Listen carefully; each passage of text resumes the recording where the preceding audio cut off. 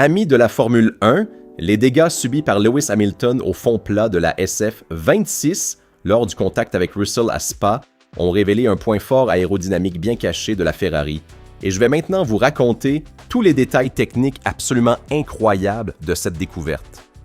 Hamilton a réussi à maintenir un rythme compétitif malgré la perte complète du floorboard gauche et de son tirant de soutien, des éléments qui, en conditions normales, auraient littéralement détruit la performance de n'importe quelle autre monoplace. Et c'est là qu'arrive le paradoxe le plus incroyable. Sans ce déviateur, la SF26 générait un sillage aérodynamique encore plus perturbé derrière elle, rendant la vie extrêmement difficile aux pilotes qui tentèrent de la suivre. Le concept aérodynamique de la Ferrari est radicalement différent de celui de toutes les autres, avec des flux déviés vers le haut plutôt que latéralement, et cette philosophie a montré une robustesse impressionnante. Mais la plus belle histoire reste celle du bilan global du double rendez-vous Silverstone-Spa. Ferrari a ramené à la maison 81 points au total contre seulement 56 pour Mercedes et encore moins pour Red Bull et McLaren, et cela sur deux circuits qui semblaient avant la course être de véritables traquenards pour la Scuderia. Maintenant, tous les regards se tournent vers la Hongrie, et Lewis Hamilton ne cache absolument pas son enthousiasme avec des mots retentissants. Je suis optimiste à 100%, je pense que cette voiture sera forte en Hongrie. Vasseur prêche de son côté la prudence tactique, mais dans les coulisses, l'atmosphère à Maranello est électrique. Si vous ne voulez manquer aucune mise à jour sur Ferrari et sur la Formule 1, laissez un like à la vidéo et abonnez-vous à la chaîne pour rester toujours informé. Cela dit, entrons immédiatement dans l'analyse détaillée. Commençons par la découverte technique la plus spectaculaire de tout le week-end belge. Lors du contact avec George Russell aux combes, la Ferrari d'Hamilton n'a pas seulement perdu un petit déviateur de flux de l'aileron avant.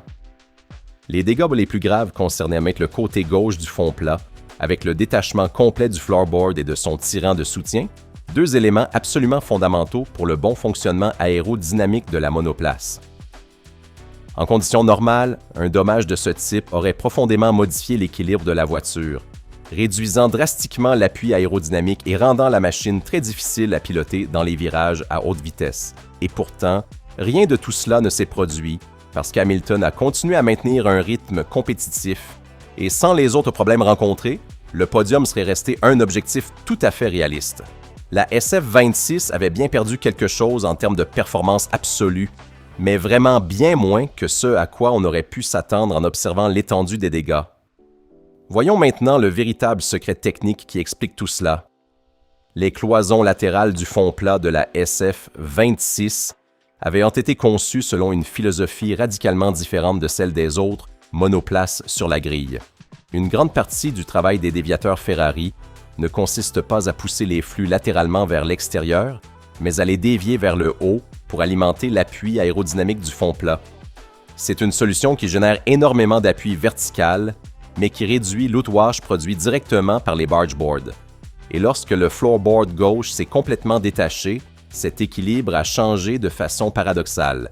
Une partie des flux n'étant plus contrôlée par le déviateur est naturellement revenue s'échapper latéralement, transformant une partie de l'appui perdu en outwash naturel, précisément ce phénomène que la fédération avait cherché à limiter. L'élément cassé provoquait certes une perte d'efficacité, mais générait en même temps un effet compensatoire qui a considérablement réduit les dégâts globaux. Et voici maintenant l'aspect le plus fascinant de toute cette affaire. Plusieurs pilotes ont trouvé bien plus difficile de suivre Hamilton en sillage, précisément après l'endommagement du fond plat. Sans le floorboard, la turbulence laissée dans le sillage de la Ferrari augmentait de façon sensible car la voiture perdait une partie de sa capacité à nettoyer les flux, générant un sillage aérodynamique bien plus perturbé pour ceux qui la suivaient. C'était pratiquement l'inverse de ce qui arrivait à Hamilton lui-même. Il perdait une partie de son efficacité, mais ceux qui se trouvaient derrière lui se retrouvaient avec un air encore plus sale et donc une voiture bien plus difficile à piloter. Et il y a également un second aspect technique absolument remarquable. Le tear squirt, c'est-à-dire la turbulence générée par les pneumatiques arrière, est contenu par la SF26 également grâce au dessin des pontons eux-mêmes, et pas seulement grâce au bargeboard. Ferrari a confié une grande partie de la gestion des turbulences au dessin global des pontons, démontrant ainsi une robustesse aérodynamique supérieure à tous ses concurrents. Passons maintenant au bilan global que personne n'attendait avant ces deux courses.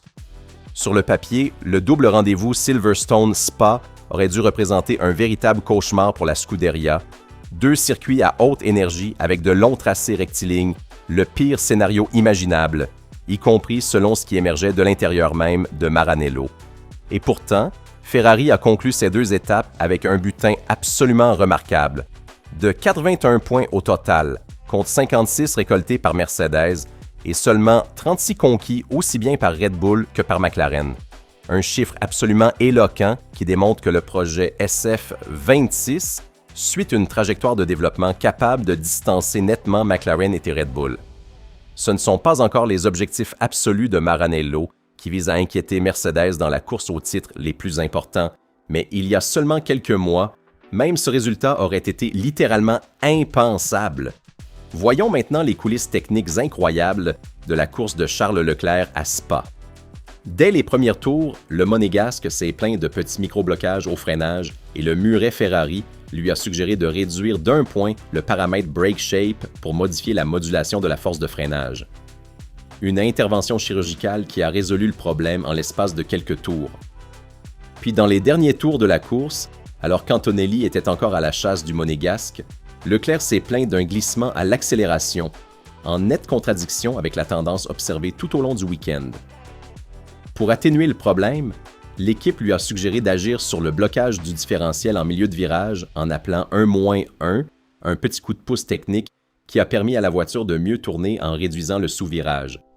Un véritable chef-d'œuvre de collaboration entre le pilote et le stand qui démontre un niveau de réactivité technique absolument remarquable. Voyons maintenant le chef-d'œuvre de gestion d'Hamilton sur une voiture sérieusement endommagée. Le Britannique s'était plaint d'un manque de puissance en ligne droite, mais il souffrait en réalité de la perte d'appui et d'efficacité due au contact avec Russell, avec pour conséquence une augmentation de la traînée aérodynamique.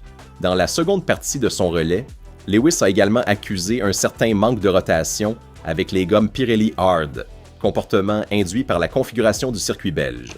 Le muret Ferrari est intervenu en suggérant une augmentation du frein moteur, un choix doublement intelligent. Il soigne le sous-virage gênant et permet en même temps de récupérer une plus grande quantité d'énergie au freinage. Une intelligence tactique qui a permis aux Britanniques de décrocher malgré tout une magnifique 4e place et 12 points extrêmement précieux, en revenant derrière Antonelli au classement du championnat du monde. Terminons avec un regard direct tourné vers l'Hungaroring, la prochaine grande frontière de la SF26. Le circuit hongrois correspond parfaitement aux caractéristiques de la Scuderia. Des virages lents, peu de lignes droites et un impact bien plus contenu de la motorisation par rapport à Silverstone et Spa. Lewis Hamilton ne cache absolument pas son enthousiasme et a déclaré ouvertement devant les micros de Sky Italia « Je me sens optimiste et enthousiaste à l'idée d'aller à Budapest avec cette voiture, à 100%. Je pense que cette voiture sera forte en Hongrie. L'objectif de Ferrari à Budapest ne peut être que la plus haute marche du podium. Si nous trouvons une configuration idéale et si nous ne commettons pas d'erreurs comme ce week-end, je pense que nous pourrons arriver là où nous le méritons, a ajouté le numéro 44. Vasseur, lui, prêche une prudence presque superstitieuse. Sur le papier, Silverstone et Spa étaient également difficiles. Nous devons continuer avec la même approche et ne jamais penser que le prochain sera facile. Ferrari a terminé le double rendez-vous le plus difficile de la saison en battant tout le monde au classement des points. Les dégâts sur le fond plat d'Hamilton ont révélé une robustesse aérodynamique absolument remarquable de la SF26, avec la philosophie des flux dirigés vers le haut et le dessin des pontons qui ont laissé tout le monde bouche bée. 81 points Ferrari contre 56 pour Mercedes et 36 pour Red Bull et McLaren sur le double Silverstone-Spa.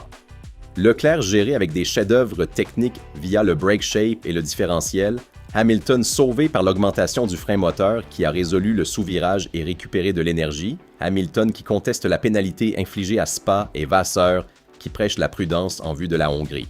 Mais dans les coulisses, l'atmosphère à Maranello est électrique, Hamilton optimiste à 100% et le Hungaroring est un circuit parfait pour la SF26. La bataille est loin d'être terminée.